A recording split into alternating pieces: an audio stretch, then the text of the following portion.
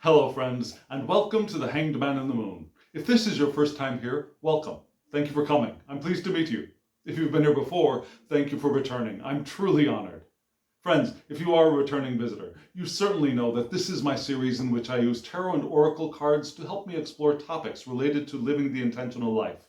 And before we dive into this week's Tree of Life spread, and yes, we're continuing with the Tree of Life, I'd like to ask or bring up a topic.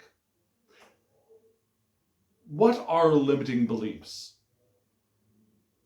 You've heard of them, right? I'm sure you have. If you're listening to this, if you're watching this channel, you certainly know what limiting beliefs are. It's those ideas, those concepts that we have taken upon ourselves, consciously or unconsciously, that limit our ability to be to manifest all of our potential in the world.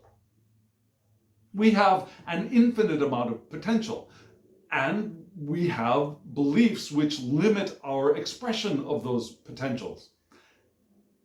But is that a full explanation? I mean, is that an adequate explanation of what limiting beliefs are? I mean, I think it's true, it's understandable. But does it really help us discover what our limiting beliefs are? Perhaps understanding a little bit more where they come from would be of benefit for us.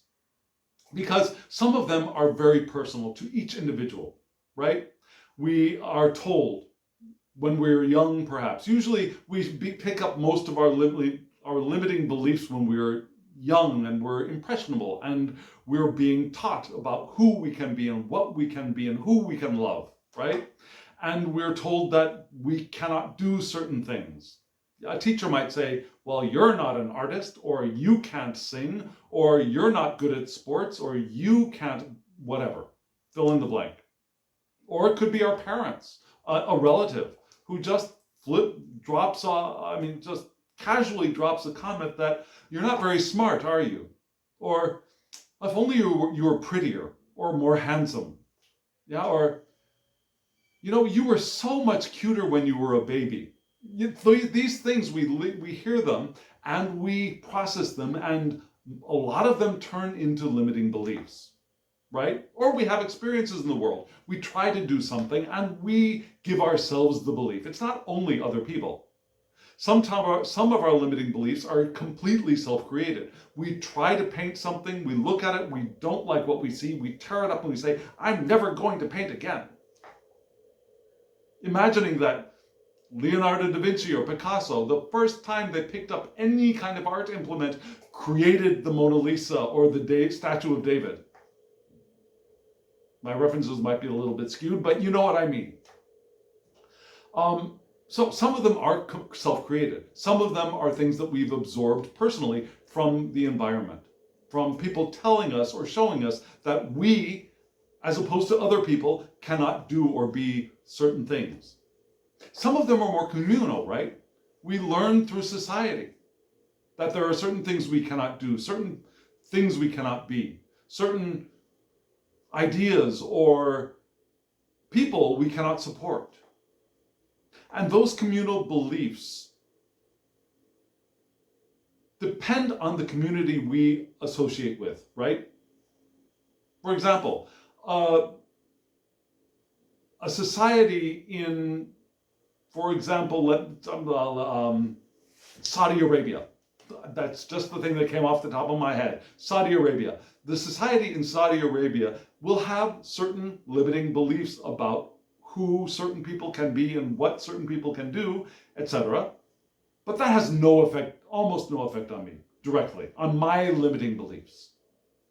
Yeah, I might hear something about it, but that's not going to limit my way of being in the world. Unless, of course, there ends up being a conflict between my society and their society. However, within our own society, within our own group, our own country, there are different groups, and each one of those groups has more or less of an influence on each of us.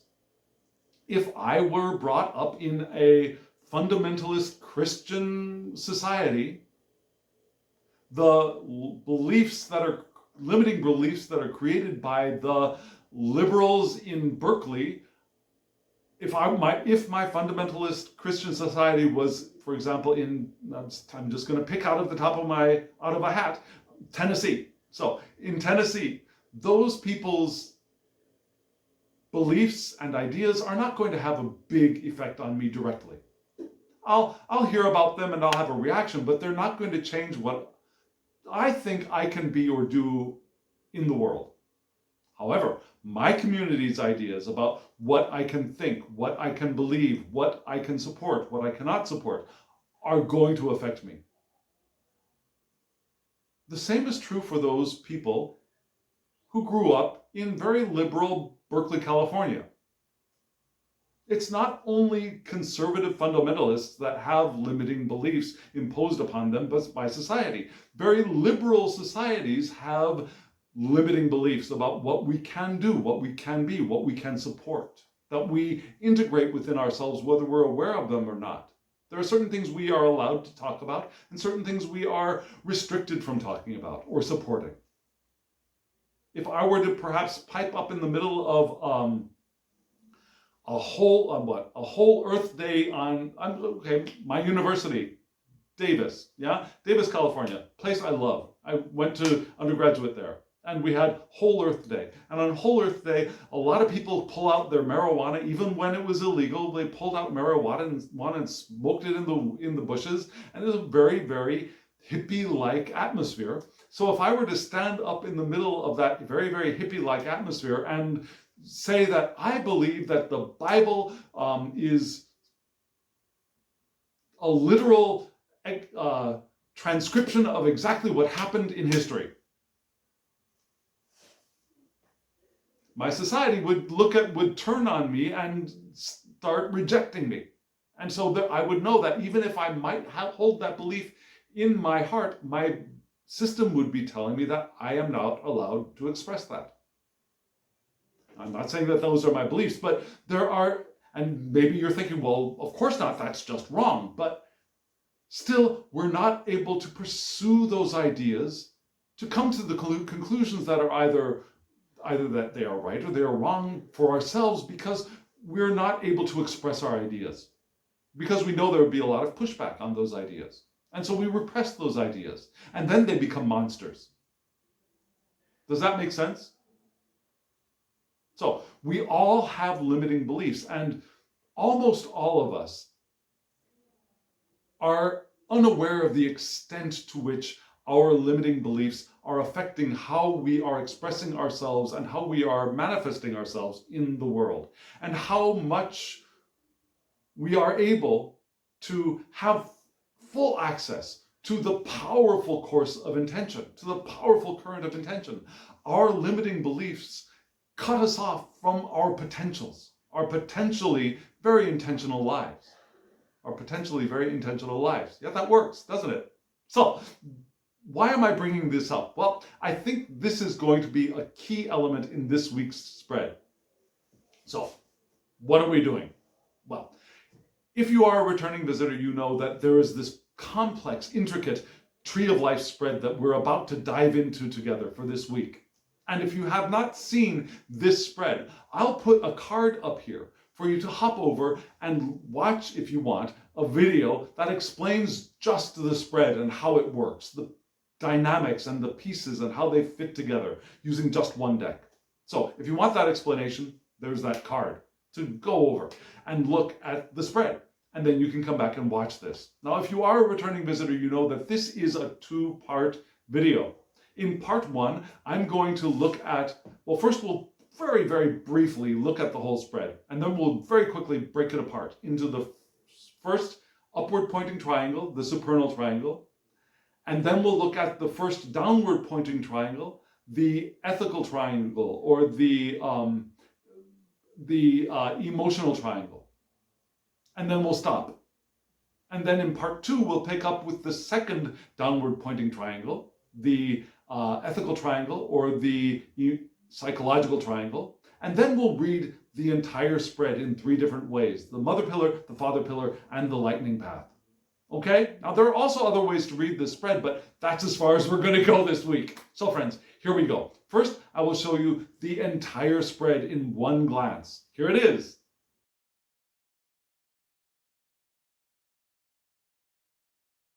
That is a beautiful spread with beautiful decks.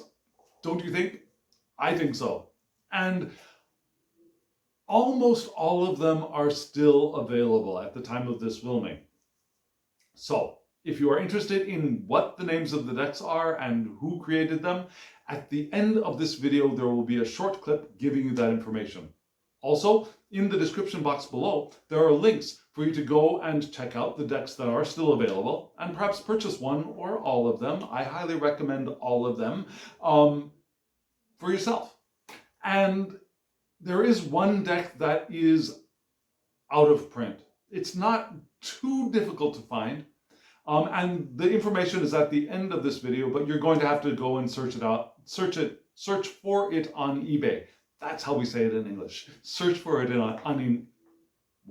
search for it on eBay. So that's for you. And it's a gorgeous spread. I'm using, you saw, 4 different decks, right? There are 3 tarot decks and 1 oracle deck. And that 2 cards from that 1 oracle deck, one of them is in dot, which was up above, and one of them is up at the very bottom in Malkut. So we got 4 decks in play. And we're going to hop right now into the supernal triangle, the only upward pointing triangle in the Tree of Life spread. Here it is.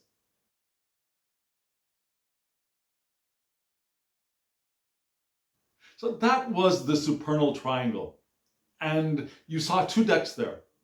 There was the tarot deck and 1 card from the oracle deck. We're not going to look at that card until we read the entire spread in the lightning path in part 2 of this video. So we're just going to focus on the 3 cards from the tarot deck. Beautiful deck by the wonderful Christine Payne-Towler. And this is the deck that it was my gateway drug into the continental tarot system, which I've been working with for the last almost year, coming up on a year pretty soon now. And so I really highly recommend this deck and the others in this spread.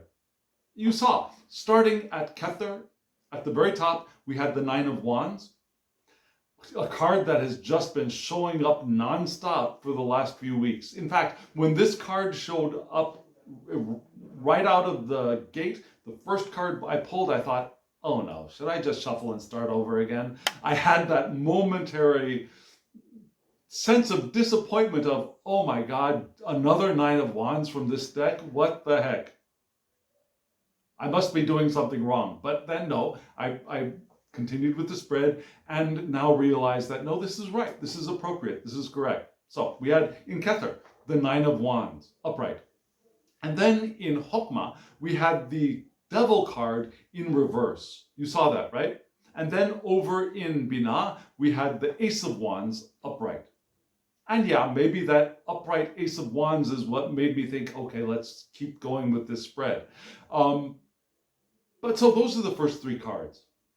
And if you know how I use this deck, you know that I always shuffle in reversals. So having 1 card reversed is not a surprise. Having 2 cards reversed is also not a surprise. Having 3 cards reversed is a little bit special and doesn't happen very often. Just like having all 3 cards upright doesn't happen very often either. But 1 reversed, that's pretty common. So it's not a really, really important piece of information, but it's there for us. And so yeah, in Kether, what is Kether? Do you remember? Now, we've been talking about this for a while. Kether, that is the crown of the Tree of Life. It's the very, very top, right? It's where the Ein Sof, the immensity, not the infinity, the infinite oneness of all that there is before even the thought of creation appeared. Even before that, before there was a before, in fact, there was the Ein Sof, and is the Ein Sof. It's still here. We are in the Ein Sof, if you ask me. And so that is the divine consciousness, you might say, the infinite of all that there is, was, and ever will be, the Ein Sof. And the Ein Sof is the source of Kether. I wanted to say creates, but we haven't come into creation yet. Kether is pre-creation. It's not even the desire for creation. Kether is the primal stirrings inside of the Ein Sof that arouse the desire for creation. The desire isn't even there yet, but the desire to create is aroused here. And there's not even a here. There's not a place, there's no dimension for there to be a here in Kether. And so Kether is above and beyond our ability to comprehend it with our physically manifesting, humanly evolved brains. Now, the eternal natures that we are and will be and have been before we started co-creating these beautiful bodies and after these beautiful bodies are gone, that eternal nature that we are can certainly understand it. Can because it is it. However, there is no way that we can conceive of Kether. It's impossible. But we can know that Kether exists. And it's that primal stirrings for the desire to create. It's the potential for content. And so in that space of the crown, of this primal stirrings inside of infinity, the potential for content, we had the Nine of Wands. And this is what the Nine of Wands looks like, right? And we see these wands. You've seen this card before. We got the volcano in the background erupting into the sky. We've got a cave with two creatures in it, a goat and a wolf. Not natural friends, right? And we got the 9 wands in front. And at the very bottom, we see that this is Sagittarius and Jupiter. So the 9 of wands points to the Sagittarius decadent of Sagittarius and its sub-ruler Jupiter, from which the mutable aspect of mutable fire's vital attributes enter our world, enter our natal charts, enter the question we ask of the tarot, which is, in these videos, how can we live our lives more intentionally in the coming week? Well, this is where the answer is beginning to feel like it's going to be answered, is the only way I can think of expressing that. Now, so here in this card, what do we get? We get Jupiter's double whammy influence, bringing larger than life situations around us. Have you noticed that for yourself? Have you noticed things seem big? Perhaps bigger than we can easily manage? We may want to take shelter even if it's with our natural enemy or the person that we're not the most fond of, or the person we don't think we can relax around very easily. Even that person is going to be, or that creature or that being, whatever it is going to be better than the volcano that's exploding in our environment. Now, we might just feel jinxed because of this volcanic eruption around us. And it's not a literal volcano, it's situation, it's life exploding around us. And not even necessarily our lives in particular, but just life around us. Society, our neighborhoods, the workplace, our families, even though we may not be the ones who are directly involved in whatever that explosion is, the explosion is happening around us, right? Like my mom having developed pneumonia. That could be a Nine of Wands experience because of all the turmoil that was around that experience that doesn't directly affect me. Like, it's not me dealing with the doctors because I'm over here in Korea. I can't really deal with doctors very directly, but still that that explosion of disruption influences my experience of my human life in this world at this moment, right? And it may cause me to feel jinxed. Like, why is this happening? Why? Now, of course, that's not the way I took it, but there could be moments, even the most compassionate person could have a moment in their fatigue of, why is this happening to me, even though it's not directly happening to us. Have you ever had that happen to you? Have you ever experienced that? Have you felt guilty about experiencing that? I know I have. And still we experience it. And so we may want to find some shelter, not completely disassociating ourselves from our families, unless that's required. That could be required. But in my case, not disassociating myself from the family or from trying to be of help and of service to my mother, for example, but rather to disassociate myself from the explosion. Can you see the distinction there? So, this card is helping us to remind us that surviving the upheaval will bring a shift in consciousness. We're going to grow in some way. Now, that which does not kill us makes us stronger. That could be part of this card as well. We may benefit from taking a time out and recovering from the stress, restoring our vital forces, because with depleted vitality, we cannot be of service to those we love, right? And the things that we try to do oftentimes go askew, go awry, they become angry and harsh when we don't intend them to be harsh, when we're trying to help somebody when we don't have the resources and the energy to do that. So if you found a spot of safety, if I found a spot of safety, it would be wise for us to take advantage of it here. And we've gotten that message repeatedly for the last few weeks. Keep where you are. You're creating your own obstacles. Stay where you are. Meditate. You'll get benefit from meditating. Stay where you are. That's repeated again and again over the last week. So that's what this card is here to remind us of. It's not time to leave the cave yet.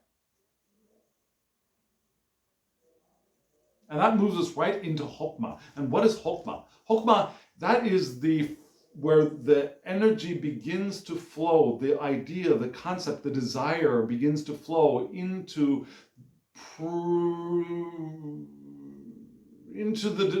energy begins to flow into the desire to create. Let me put it that way. Energy flows into the desire to create. Not into creation yet. We haven't gotten that far. But it's moved into the desire to create. So there's this boundless impulse of creation that is now here. Like, okay. There's this desire to do, to be, to become in Chokmah. But there's nothing to grasp onto. There's no shape to it yet. It's just this mist of desire to become or to create. There's an intuitive insight here as well. The intuitive insight, not of mind rather, but of soul. Our soul's intuition. And again, still unable to be grasped. And what we got there is the devil in reverse. And it's interesting because, well, for many reasons. Well, let me show you the card upright. Here it is, the card upright. Beautiful card. Does not look like a devil to me. I mean, does not look like other Tarot de Marseille, or other tarot decks devils.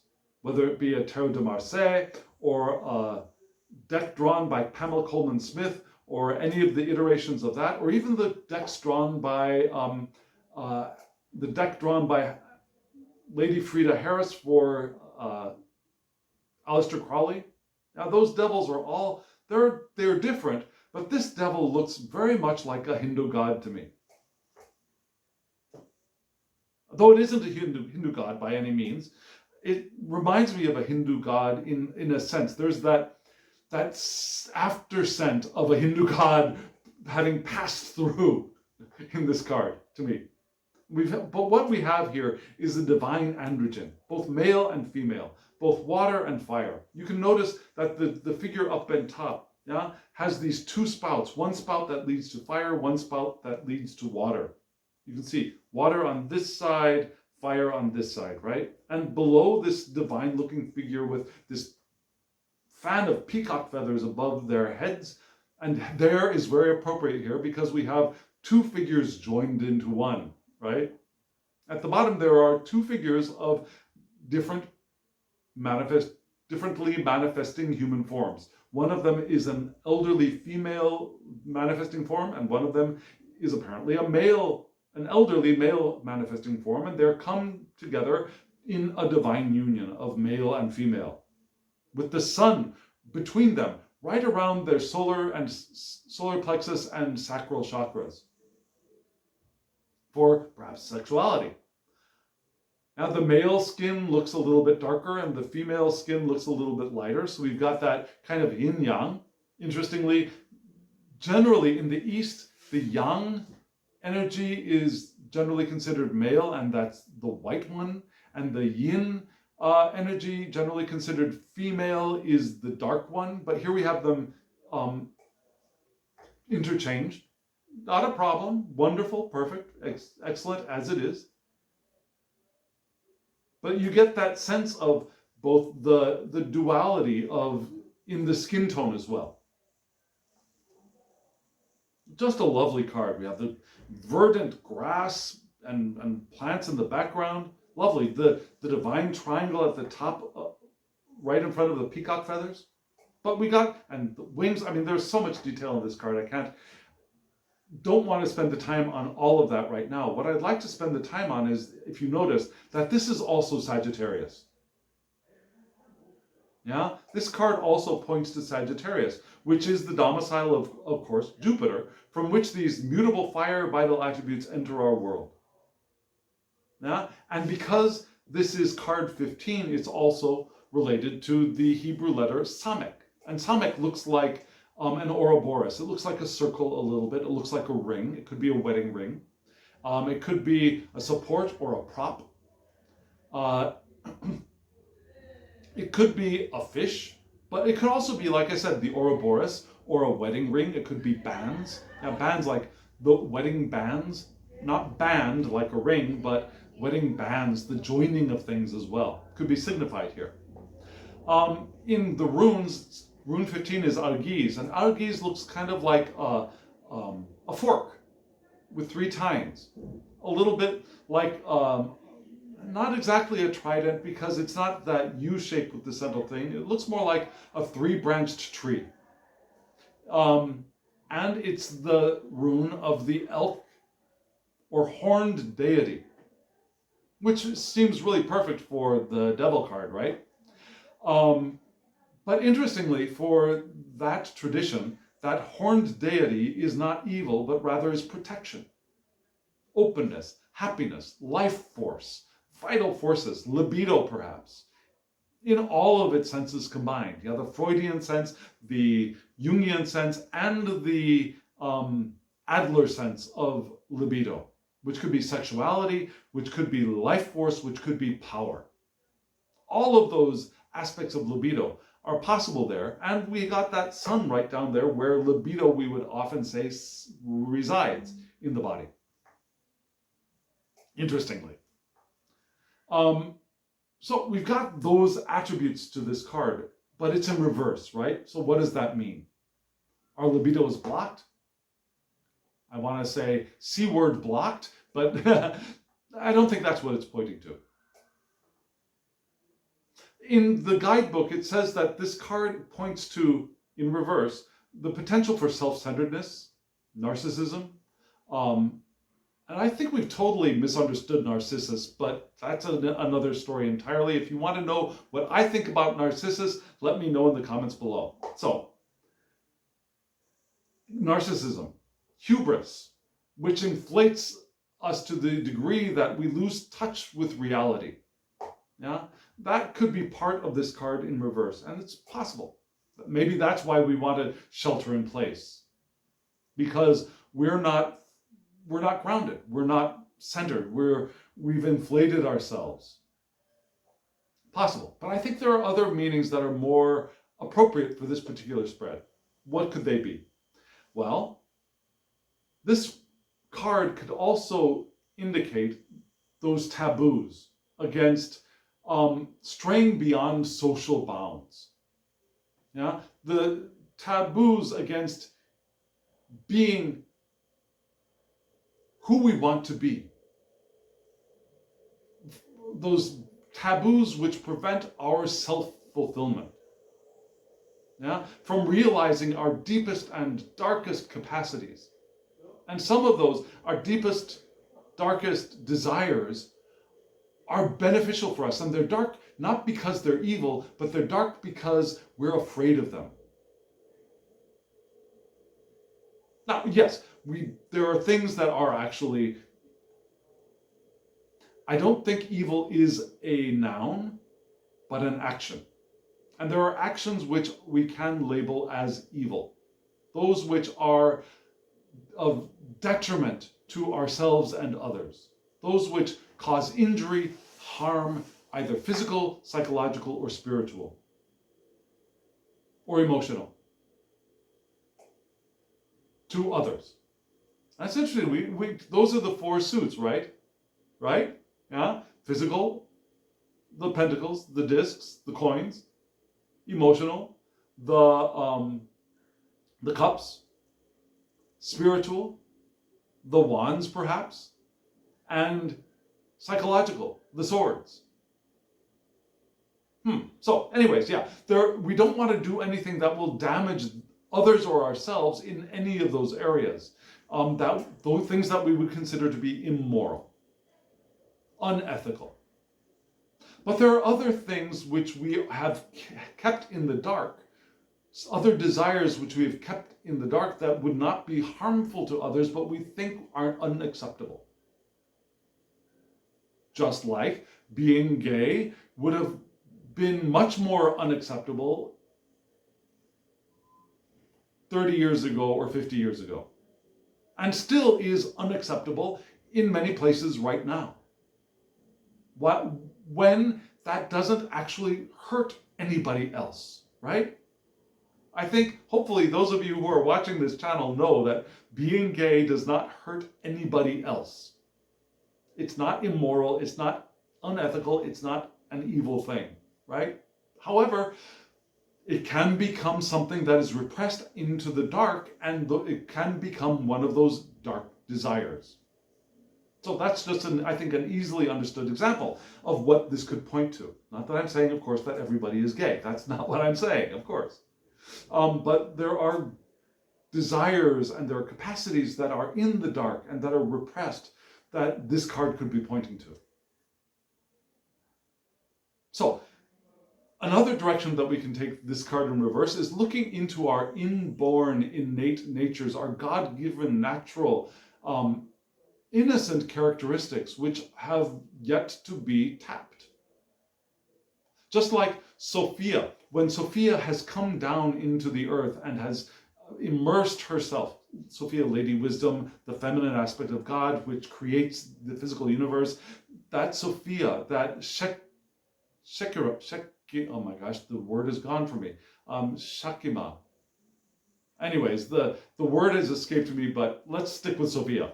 So Sophia comes into the world, and part of her can be so entranced with the world that Sophia loses her memory of her divine nature. I mean, that's a fable around Sophia's interaction and existence within the physical universe. And so this could point to that divine nature that we are not still asleep, and we want to look deeply into ourselves for that eternal nature that is having this human experience. This card can also point to that. And then we move directly into Binah. Now, we went from the crown into Chokmah, which is wisdom, and Chokmah flows into Binah. Binah is understanding. So we go from the Ein Sof, from the beginning, from the unity, from the oneness into wisdom, which is an interesting echo of what I was just saying about Sophia. Lady Wisdom, flows into understanding. And that's a logical movement of thought, right? And in that spot, we have the Ace of Wands and Binah. Binah receives the energy from Hokmah, and what does it do? It enters a womb. And that womb does many things. That womb gives a container, gives it shape. But just like light entering a mirrored funhouse, just like an embryo, not an embryo, a cell, a fertilized egg, enters the womb and then does what? It starts to gain energy and diversify. So that light, that energy that comes from Hokmah into Binah enters that womb of Binah, and it begins to diversify and gain energy and power and form in Binah. Now, we have the stabilization and form activated in Binah. It's not going to be graspable. It's not matter yet, but it does have the beginnings of some kind of shape. Not the final shape, but some kind of shape. Our intuitive understanding or contemplation of the divine can happen here as well. And again, like I said, we add diversity, we add variety, and we give shape to the Spirit of God here in Binah. And here we have the Ace of Wands, a perfect thing for it to be. You know, that seed gets planted and that seed can grow here. And you've got a beautiful image. We got the fire in the background because it is a Wands card. It's a fire suit. We have the plant growing up. We have the sun, this beautiful divine sun in the background with this six-pointed star shining and feeding this plant. And we have the divine hand coming out to either grasp or support this sapling. And it's important that we recognize that it's a sapling. It isn't ready to stand on its own. It asks for our nurturing to be able to thrive. And you see at the bottom, we have Aries and Mars, right? Because the Ace of Wands points to the Aries decadent of Aries and its sub-ruler Mars, from which the cardinal aspect of cardinal fire's vital attributes enter our world. Now, the cardinal aspect of cardinal fire's vital attributes enter our world through this Ace of Wands. So we got supersized Aries with double Mars, a lot of vital energy, but this is Mars fresh out of the gate, yeah? Fresh out, not unbalanced, not hyper-aggressive, ready to go, ready to get moving, ready to start creating something new and discovering and finding and doing stuff, right? So this is the first step of a new journey. Yeah, this is our will pouring through into its work, our willpower, our will. It's fresh energy. It's the beginning of the zodiacal year. It's the continued need to focus on that desire, though. Because remember, this is just a sapling. Without our focus, it'll start withering. Without water, without sunlight, it'll start withering and die away. Very possible. But with our attention, with our loving care and nurturing, this sapling can grow to a mighty oak.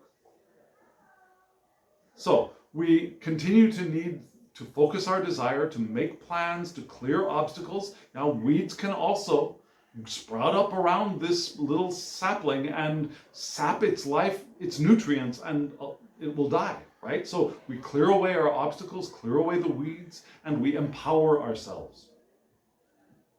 And the way to empower ourselves comes from this card, right? And that's why I think rather than the narcissist aspect of this card, the self-discovery of what is in the dark for us to find that opportunity, right? Discovering the limiting beliefs which are limiting our potential of being and acting in the world. Discovering those limits so that we can find this and nurture it and empower ourselves to become who we want to become. Because this is the first step of manifestation into the physical plane. which is appropriately placed in Bina, I believe.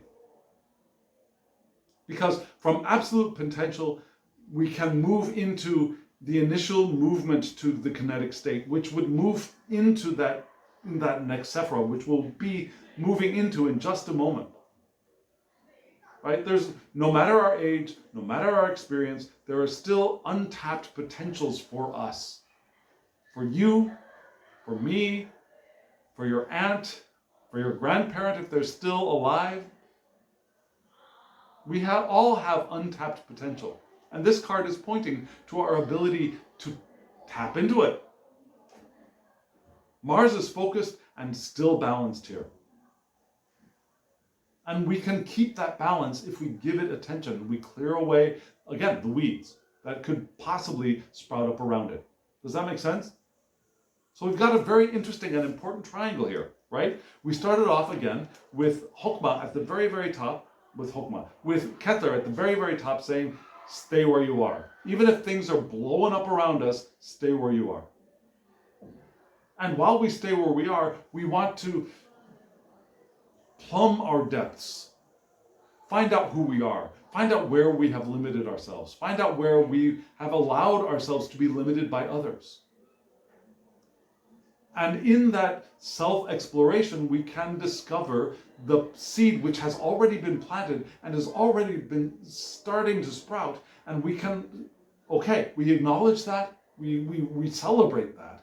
Acknowledge. We celebrate that. We pour the light of our willpower and our desire and our love onto that. We nurture it by clearing away space for it to grow, clearing away obstacles to its growth. We give it fresh energy for it to develop, so that it can move into the next state of the path of manifestation. Manifestation. So that was the supernal triangle, and it's a powerful triangle, as always. It's a very, very powerful triangle, and it points to our introspection and our self-discovery, which is always important, but especially important for this coming week. If we want to live intentional lives, do you want to live an intentional life? Well, we're going to move now into the first downward pointing triangle of the fallen tree. Here we go. Here it is. Here we are in the first downward pointing triangle called the ethical triangle or the emotional triangle. And you saw at the very top, right-hand side in Chesed, we had the Wheel of Fortune, right? And then we move into the upper left-hand side with Gevurah. And in Gevurah, we had the 10 of Ankh, which means the 10 of Swords. And then we move into Tiferet, which is the heart of the tree of life. It's the heart chakra. It's the center. This is the Sephira that is connected to each of the other Sephira in the tree of life. Every one of the Sephira has a path leading to Tiferet, which is not true of all of the other Sephirot. So we're starting off with Chesed again. And what is Chesed? Now in Chesed, we have kindness. This is the loving kindness. Chesed is the second Sephira on the father pillar, the pillar of mercy. And it's right below Chokmah. And this is the loving kindness Sephira. This is where our eager and ardent desires either to or from things exist. Now, the desire to do and the desire not to do, to retreat from, to repel, perhaps even. Now, here our cosmic laws also come into being.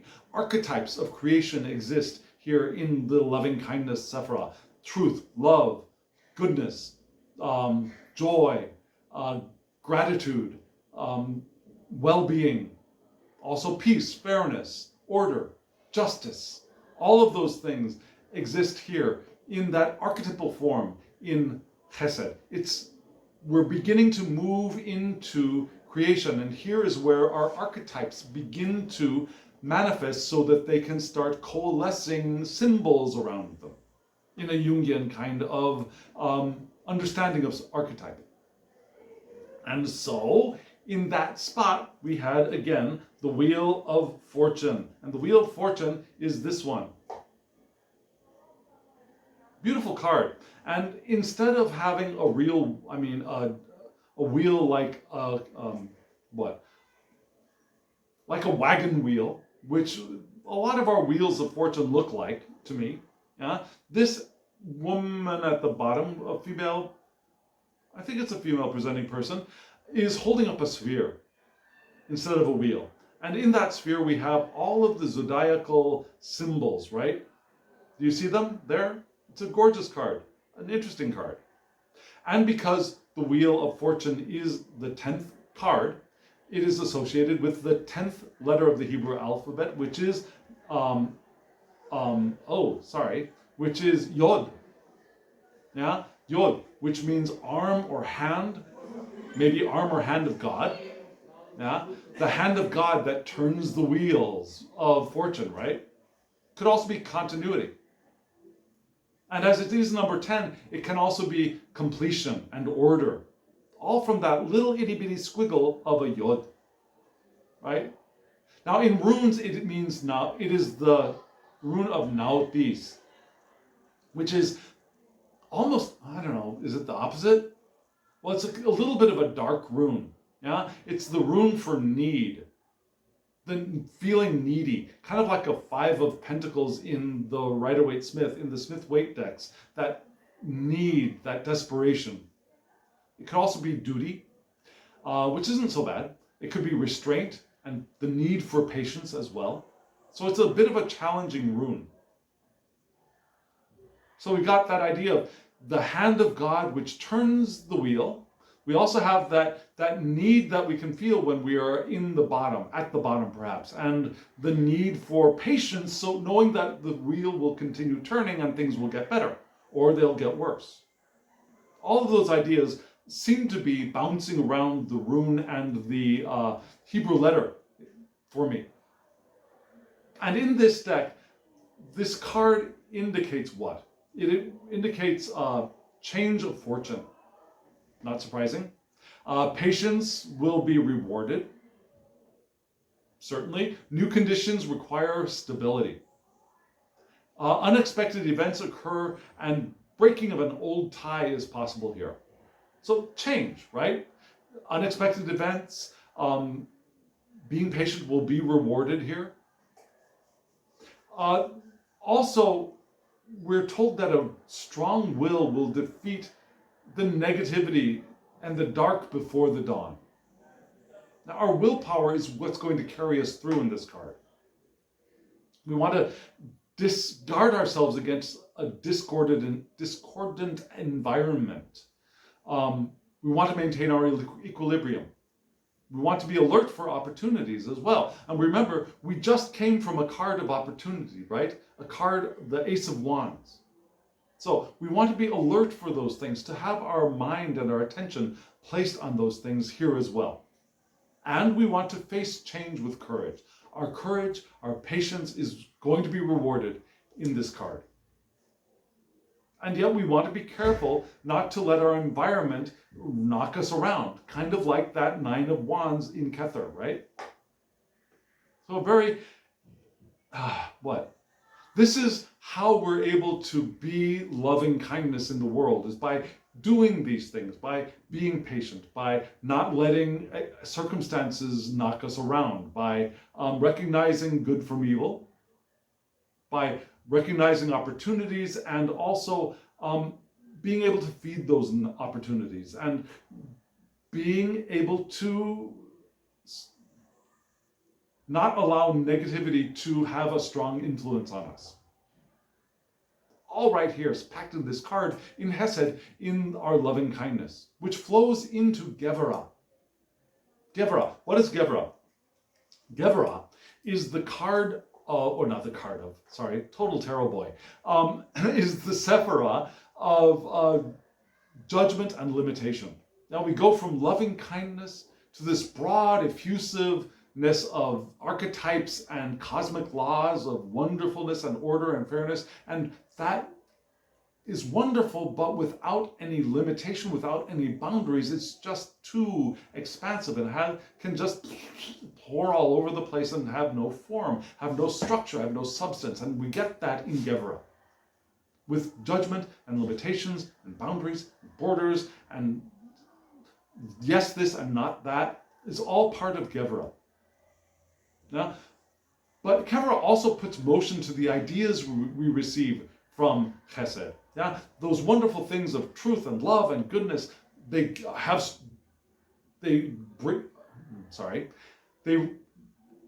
receive structure and they receive motion.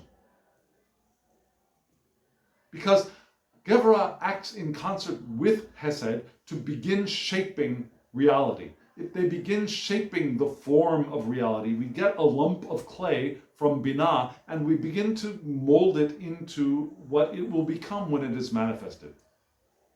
Here in Gevurah. Now they're the left and right hand of the tree of life. And the left hand gives a little bit of impetus to those wonderful ideas of truth, love, and peace from Chesed. So in that area, we got this, the Ten of Swords.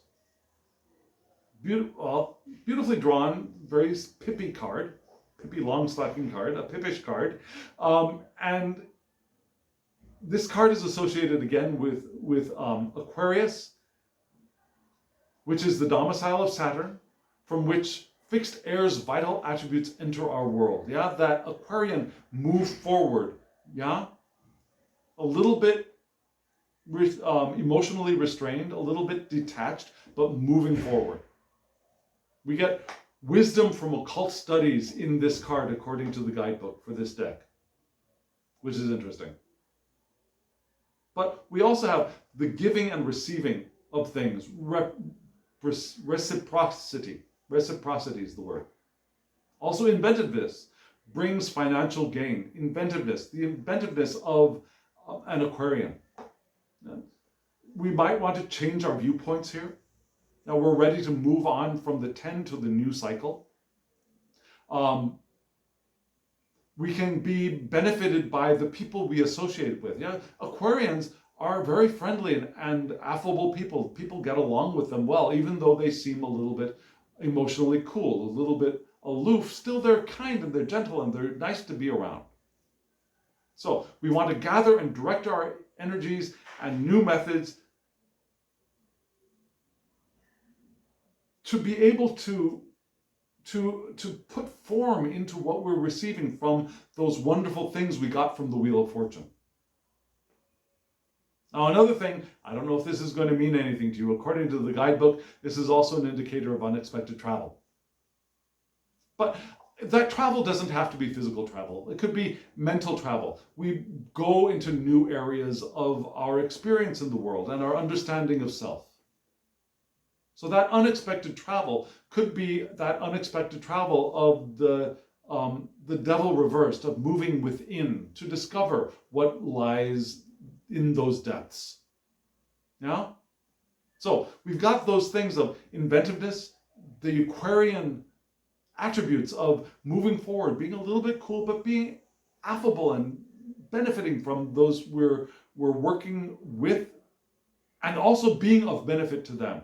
An Aquarian wants to remember to be altruistic whenever possible, to do the work and those wonderful ideas, to put them to benefit of those around us, if we are Aquarian. Right? And this is going to move us into Tiferet, which is the heart of the matter. And here we have the Six of Cups. The Three of Cups. The Three of Cups in position number 6. Yeah, this is the 6th Sephirah, the Three of Cups. For the heart, perfect suit for the heart Sephirah. And Tiferet is beauty, it's glory. Here, creation flowers forth here. Energy transmutes here from force into form, also from form into force. It's like the turnstile going this way. So the force comes in and becomes form. And then the form, when we return on the upward path, the form begins becomes force and moves back up. Now, it's not a gateway, it's not a block here, it's a turnstile that flowers forth into creation. And in that spot, we got the Three of Cups. And in this deck, the Three of Cups points to the Pisces decadent of Cancer and its sub-ruler Jupiter. Jupiter is back, right? Jupiter, from which the mutable aspect of cardinal water's vital attributes enter our world. And what do we get in the Three of Cups for this deck? Now, Pisces, large, expansive, mutable water. And Cancer, moving forward water, emotionally. I've got my boundaries, I've got you are in, you are out, I'm protecting you from you. We both have a heightened sense of what is it called? That I word, intuition and spiritual insight in these cards as well. Now, the guidebook says marriage for love is indicated here. Also romantic activity, devotion to family. That's that Cancer idea, right? Affections awakened. Another Cancerian thing. Warm friendships, faith in action. Yeah, our faith and our love is moved into action. Very cardinal Cancer kind of movement, right? But we also have prophetic dreams, which is kind of Piscean. Psychic revelation. Yeah? We also have an exaltation here, because this is upright. The moon in Taurus. So the moon in Taurus softens the Tauran stubbornness and allows us to not be overreactive, but be optimistic, able to stay the course through the ups and downs of emotions and events in life, through the changes of the wheel. That patience is emotionally supported in this card. The patience asked for from the Wheel of Fortune is emotionally supported in this card. Our ideas can be realized through positive action in this card as well. Psychic revelations, prophetic dreams are all possible. When we bring ourselves together and we delve the depths, we will learn in our dreams, right? We'll get insights from unknown quarters, unexpected quarters. A very Piscean thing. So that is the heart of our triad here. Now we've got things changing in, wow, I've got a card that should not be here yet.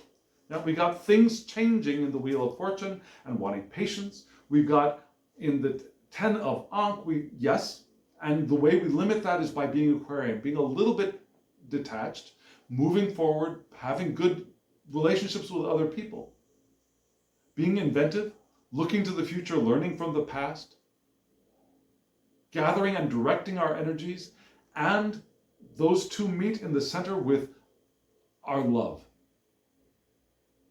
And our love for ourselves and others being able to support us through the ups and downs of the wheel's turns.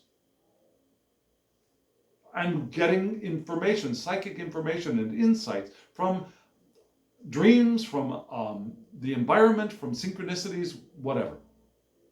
Does that make sense? So friends, here we are. Here we are at the end of part 1. Are you surprised? This is the end of part 1. We're about to launch into part 2. So I will put a card up here if you want to hop on over there. In just a moment, there will be a short clip that gives you the names of the decks and the creators. So if you want, stay tuned for that. And friends, hit the thumbs up button. It helps the channel. It draws more eyes to the channel. It promotes the channel. And I would be very grateful to you if you did that. Subscribe if you haven't subscribed, and hit the alarm bell so you get notifications of when I upload videos. And comment below. I would love to hear from you. What do you think? Does this make sense so far? Does this connect with any part of your experience of your life now? And can you see it having significance for you in the coming week? I'd love to hear from you in the comments below. And if you want a reading from me, my email address is in the description box. thehangedmaninthemoon@gmail.com. All one, all lowercase. So send me an email, we'll get you a reading, whatever you want. So friends, Thank you. I'll see you in part 2. And until then, I wish you, as always, love, joy, well-being, and pure awareness. Thank you.